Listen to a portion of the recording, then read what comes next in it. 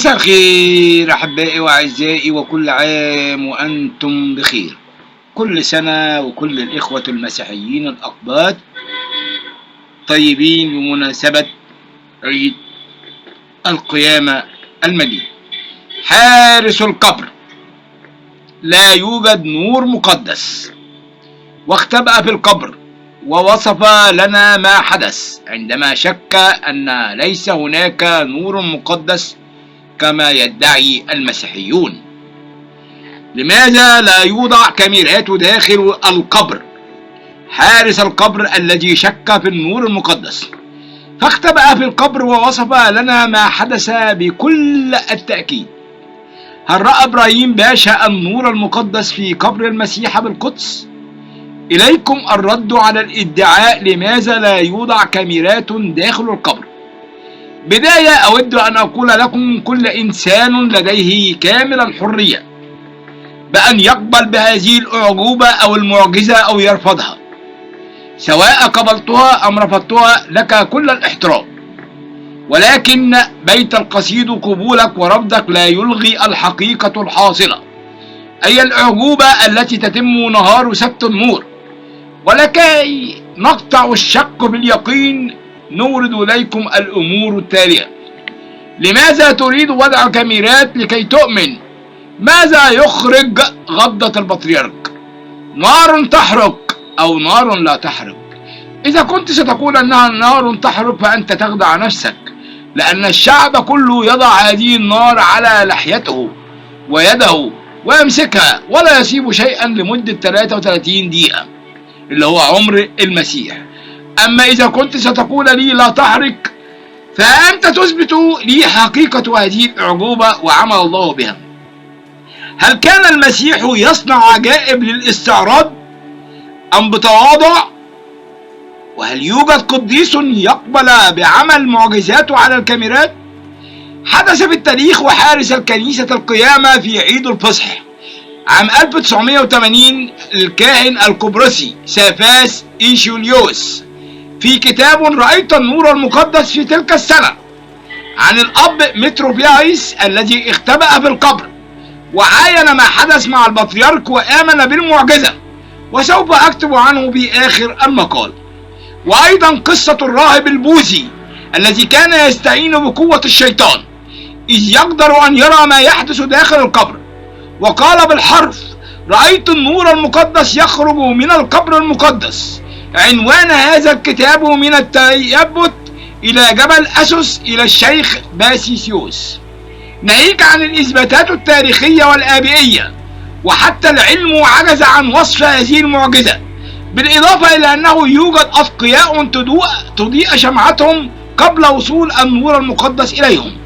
البطريرك لديه كامل الحرية في اتخاذ التدبير المناسب، ومن الحكمة ألا يوضع كاميرات لكي لا نسخف إيماننا ونكون فريسة سهلة لأحاييل الشياطين. هل يمكن للمحطات العالمية أمثال CNN واليورو نيوز والبي بي سي أن تتكبد مصاريب وتذهب إلى القدس لتغطي كذبة أو أكاذيب تخدم فيها الكنيسة الأرثوذكسية؟ لا وألف لا. ونحن نعلم خلفية هذه المحطات ونظرتها للمسيحية. وهل يمكن للسلطات الإسرائيلية ومخابراتها أن تتغاضى عن كذبة بهذا الحجم لتخدم قيامة الرب يسوع المسيح من بين الأموات الذين يعلمون أنه قد سرق جسده؟ وألا تعتقدون أنهم يفعلون المستحيل ليشوهوا هكذا حدث ضخم يجري في صلب ديارهم؟ وهل تعتقدون أن السلطات الفلسطينية والغير المسيحية أصبحت هي بدورها متواطئة معا؟ هل نضع ما أثبتته كبار علماء التصوير والإخراج الذين نفوا أي تزوير في هذا الحدث، وخاصة عندما يبث الحدث بثا حيا وتنقل المشاهد والصور والأفلام من أكثر من كاميرا ومن أكثر من زاوية في الوقت نفسه، وكلهم يظهرون أناسا يضعون النار على وجوههم وأيديهم ولا يحترقون؟ وبالأخص إن هذا يتم على مرأى أعين الجميع بل العالم كله أجمع، وبث حي وليس في استديوهات هوليود ولا تخضع لما هو معروف بالبوست برودكشن، أي خدعة تضاف لاحقا. هل رأى إبراهيم باشا النور المقدس في قبر المسيح أو قبر السيد المسيح بالقدس؟ وسوف أشرح ذلك أيضا. هل كل هذا يثبت أن كل الادعاءات التي تطال كنيسة المسيح الرومية الأرثوذكسية باطلة وليست سوى تلفيق من مخطط إبليس؟ وشكرا. نيجي بقى للموضوع. حارس القبر يشك في النور المقدس فاختبأ في القبر ووصف لنا ما حدث. في عيد الفصح سنة 1980 سجل الكاهن القبرصي سافاس أشيلوس في كتاب رأيت النور المقدسا في تلك السنة عن عام أو الآب متروفينس الذي يبلغ من العمر 80 عاما، وكان إنذاك يبلغ 56 سنة عندما كان حارس للقبر المقدس. سعي الأب متروفينس لفترة طويلة، وأثناء تنظيف سقف قبة القبر اكتشف استراحة صغيرة حيث تناسب بالكاد جسد رجل، وكان هو المكان الوحيد للاختباء من أجل مراقبة وصول النور المقدس. بقى صامتا لمدة 12 ساعة.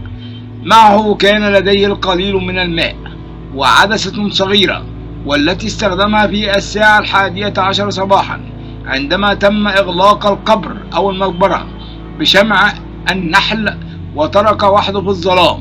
بعد ساعة تم إغلاق باب القبر، وفي الوقت المرتقب دخل البطريرك اليوناني فوصف ما حدث بعد دخول البطريرك تماما كما أخبرهم.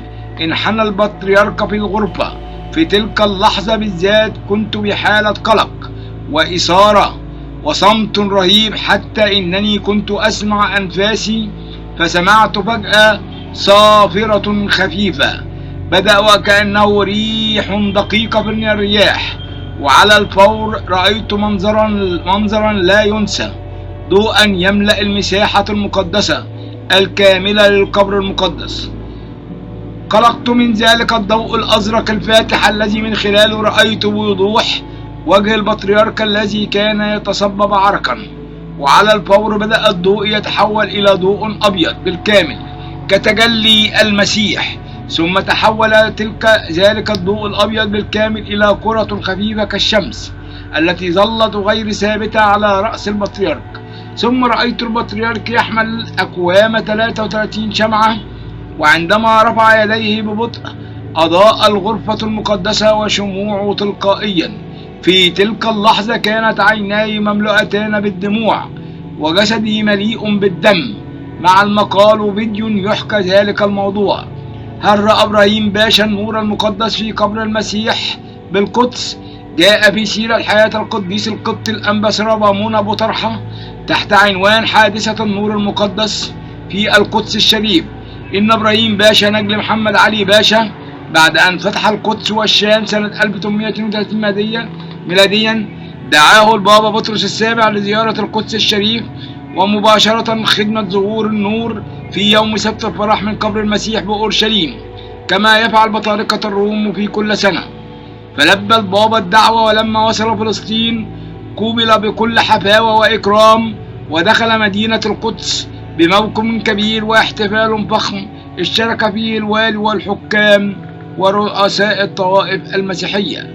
ولما رأى بحكمته أن انفراده بالخدمة على القبر المقدس يترتب عليه عداوة بين القبط والروم، اعتذر للباشا لإعفائه من هذه الخدمة، فطلب إليه أن يشترك مع بطريرك الروم على أن يكون هو ثالثهم، لأنه كان يرتاب في حقيقة النور. وفي يوم سبت النور غصت كنيسة القيامة بالجماهير حتى ضاقت بالمصلين، فأمر الباشا بإخراج الشعب خارجا بالفناء الكبير. ويذكر أنه لما حان وقت الصلاة دخل البطريرك مع الباشا إلى القبر المقدس، وبدأت الصلاة المعتادة، وفي الوقت المعين انبثق النور من القبر بحالة ارتعب منها الباشا وصار في حالة ظهور، فأسعفه البابا بطرس حتى أفاق. أما الشعب الذي في الخارج فكانوا أسعد حظا مما كانوا بداخل الكنيسة، فإن أحد أعمدة باب القيامة الغربي انشق وظهر لهم منه النور، وقد زادت هذه الحادثة مركز البابا بطرس هيبا واحتراما لدى الباشا، وقام قداسته بإصلاحات كبيرة في كنيسة القيامة. وهذه صورة المعجزة، صورة العمود المشقوق الموجود بكنيسة القيامة حتى اليوم. ختاما لمقال هذا اليوم أحب أن أختم بالآيات. قال له يسوع: لأنك رأيتني يا توما آمنت، طوبى للذين آمنوا ولم يروا. اسمع هذا أيها الشعب الجاهل والعديم الفهم، الذين لهم أعين ولا يبصرون، لهم أذان ولا يسمعون. شكرا لكم أحبائي وأعزائي، ولكم مني كل الحب والتقدير. معاكم قناة الملكة والأمير. يا رب تسعدكم الأيام وتكونوا كل أيامكم فرح. لا تنسوا اشتراككم بالقناة، قناة الملكة والأمير.